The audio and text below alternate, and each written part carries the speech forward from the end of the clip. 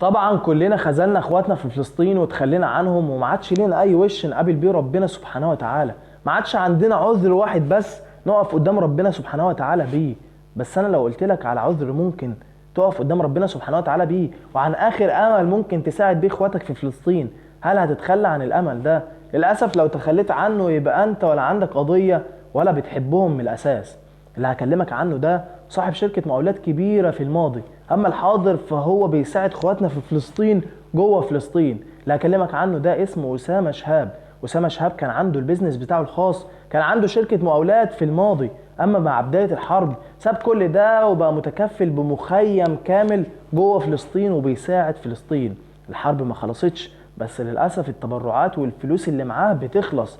بس بعد فضل من ربنا سبحانه وتعالى ومساعدة الناس الجميلة اللي زيكم، تبرعات بدأت تنهال عليه وبقى عنده متبرعات كتير وناس كتير بتتبرع.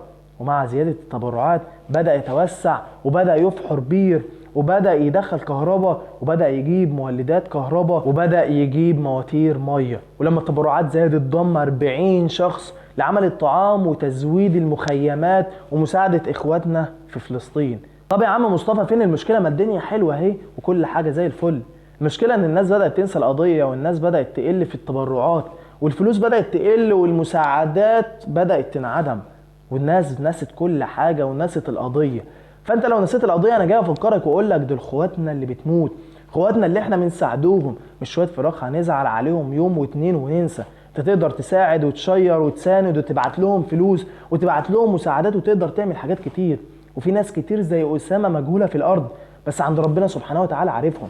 فأنت تقدر تساند وتساعد، مش بس هتعيط وتبكي وتدعي لهم، أنت تقدر تعمل حاجات كتير. فيلا يا شباب علوا الهمة وساعد وساند وادعي لهم وشير الفيديو ده. ولو عايز تتبرع هسيب لك لينك صفحة أسامة بنفسه، هتخش هيقول لك إزاي تتبرع. بس كده، سلام.